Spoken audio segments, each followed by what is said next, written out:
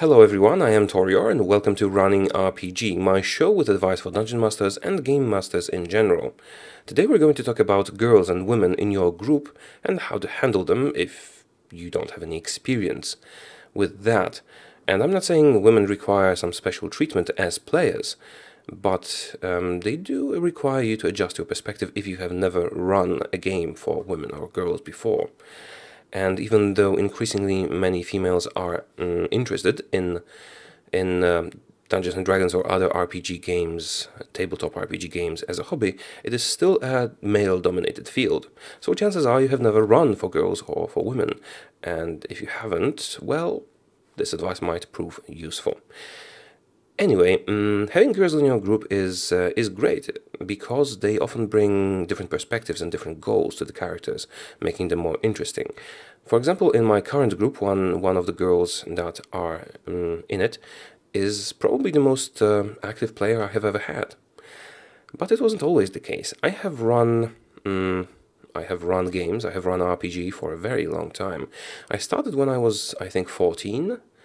And I'm 27 now, and at that time, okay, I'm going to tell you about a situation in my life from the very beginning of my game mastering career that I'm still ashamed of. The fault was not mine, but I could have stopped it, and it made two girls not want to play anymore.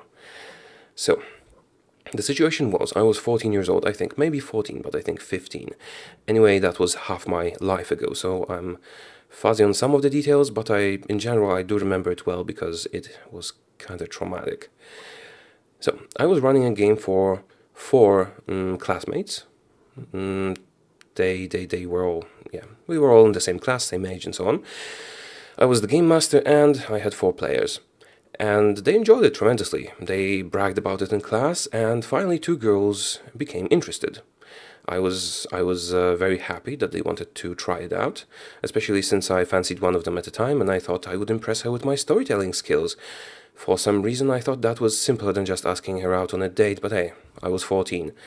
So they made characters, they were quite excited about them, and we sat down to play. I had 6 players at the time, but I was kind of handling it. It was not that bad.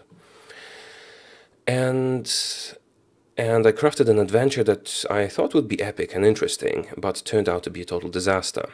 Because at a certain point, through a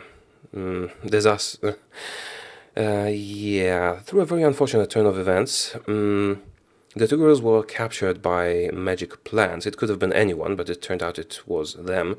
And those magic plants held them captive and paralyzed, while duplicates of them were created, but with blank minds, in order to deceive the other heroes. And it was all the key to a greater adventure, but it didn't turn out that way. And the duplicates were not the characters, they just looked exactly like them. And I thought the players would, try to free them and so on, and try to decipher the mystery with tracing the origin of the duplicates. But what happened? 2 of my more, let's say, hormone-filled associates, we were all 14, so, but still, I'm a bit disgusted by this whole situation. 2 of them proceeded to have sex with the docile, blank-minded duplicates of their friends' characters.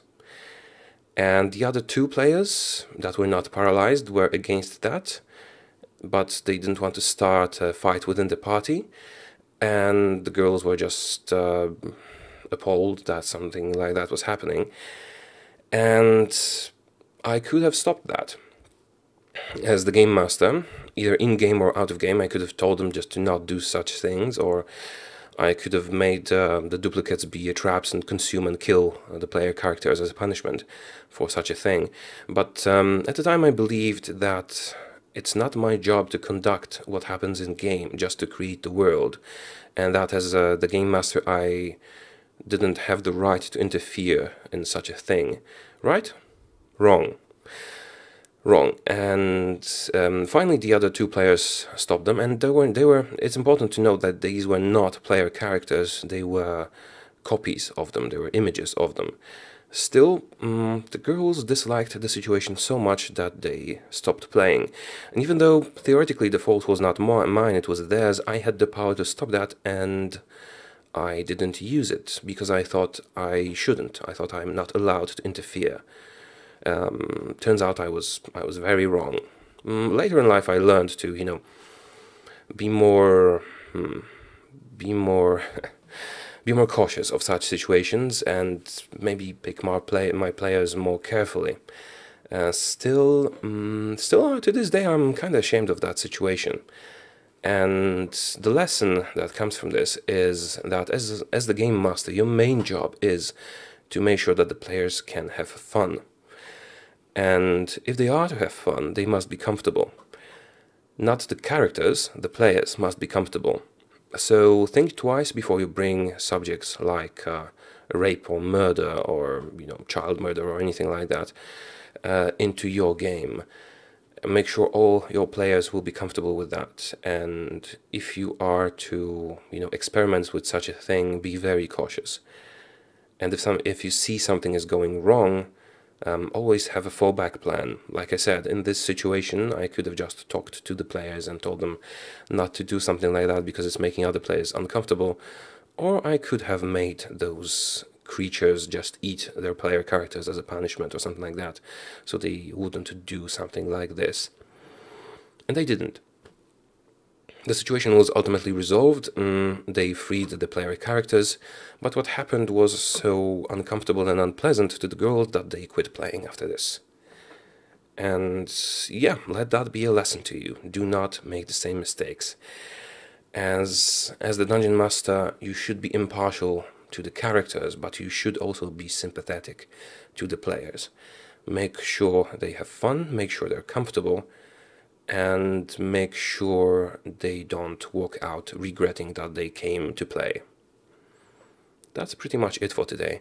This is a sad note, but yeah, this is a situation that happened half of my lifespan ago, and I managed to not have it happen again since. So it's good to learn from one's mistakes, but it's even better to learn from somebody else's mistakes. So I hope you guys learn from this mistake of mine. Thank you for watching, I hope you enjoyed it, and make sure to join me for the next episode. Goodbye.